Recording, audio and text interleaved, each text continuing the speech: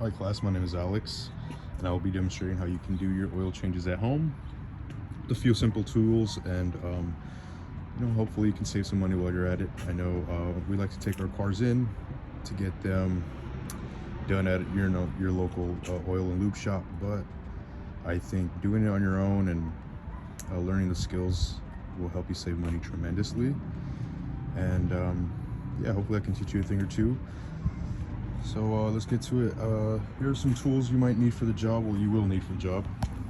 I have two 3-ton jack stands and also a jack to lift your car up, and the jack stands will be used to help your car stay lifted as well. You're gonna need your oil. Every car is different. They're gonna need their different synthetic oil or full synthetic. Some of them are mixtured. But this is the one my car takes. You can find yours here on the oil cap. It does say the number on the oil cap, but you can also find it in your manual in the glove box, or you can just look it up online as well. Some basic tools, a couple ratchets and sockets for the ratchets. These will be to unbolt little bolts and things like that. So here I have a hook and pick, and this will be used, I'll show you a little bit later how that works. And power tools, they're not needed, but they kind of move things along, gets things done quicker, but then again, really not needed. And then your oil filter clamp, this will be to remove the oil filter off of the car. It's kind of a big cylinder, I'll show you in a second here. These tools are not necessary. You can use the jack stands and the jack that might come in the back of your car under your spare tire. Again, anything will work. Sometimes I even put just a spare tire under my car to hold it up, and it does the job pretty well. So the first step will be unscrewing your oil cap. This will help relieve some of the pressure. And it will flow a lot easier down to the oil drain as well. So we'll do that, and then I will lift the car up and put some jack stands to secure it, and we will begin under the car. Okay, so every car has designated spots to place your jack, but then again, every car is different, so you'll just have to go under the car, and the area might be designated with little arrows indicating where you should place your jack, so that's where I have it at now. So now we will just pump it up a few times here. Okay, so I have the jack stand placed underneath. It's sitting pretty well. The locking mechanism is already in place. So we'll just go ahead and replicate it to the other side down there, and we'll get started here soon. So we'll just sit underneath the oil pan. You can see the oil stains the concrete, so it's a good idea to put one of these down because it might spill over. You don't want a big mess. Also keeps your clothes pretty much clean as well. So that's what that's used for. A few things I did forget to mention is also you need one of these oil pans, so your oil will drain straight into here. It has a spout too, so you'll pour it back into the container of oil you bought, and you'll just take those to your local auto store and they'll take it for you. And a funnel as well. They're kind of dirty right now. This is going to need to be clean, so we can add our oil. You don't want any specks of dirt or anything getting into your engine, so I'll go ahead and clean that out now. And this will go right underneath and sit on top of your cardboard here. Okay, so now we are underneath the car. I'll show you, this is going to be the oil filter that I'm going to have to take off with the clamp I showed you earlier. And also your oil drain plug will be that guy right there. Mine's a 14mm socket, so I'll use that. Okay, so I'm turning it with my fingers now, and you'll start to see, there it goes, and it's pouring now. And remember, we're gonna have the cap that's in the hood or in the engine compartment, you're gonna have that open, so the pressure will suck air into the engine and let the oil drain completely there. But the second part of that, we're going to remove that filter, and it has more oil in there. That's where the oil gets recirculated to clean.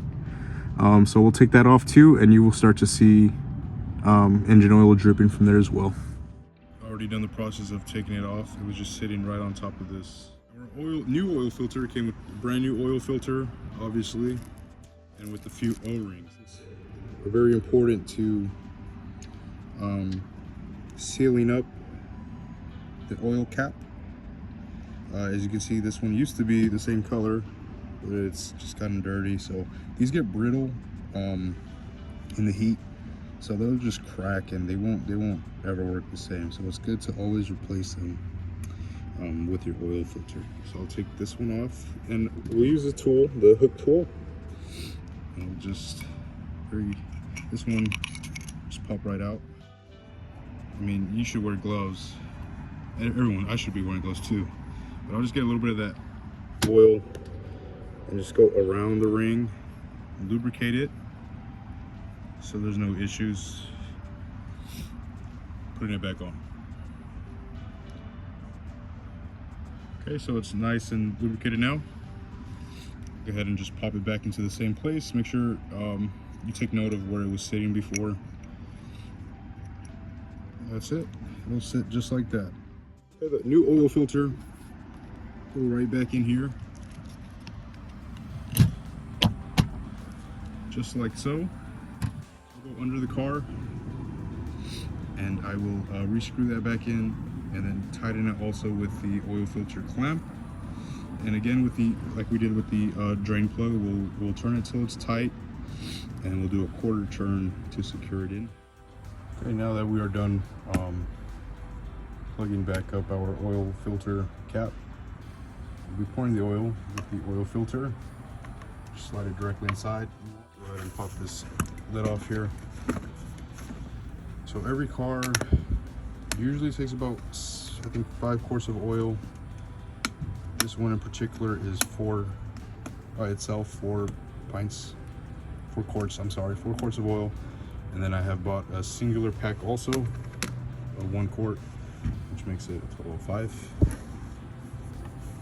And again, just use as much as needed.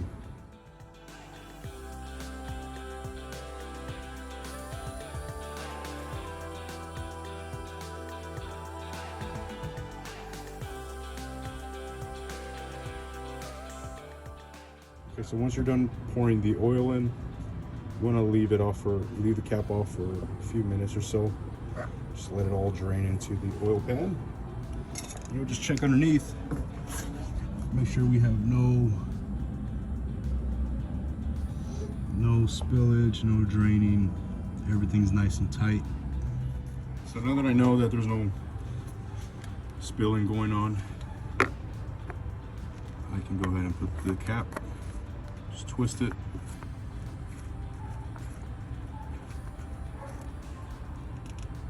Nice and tight.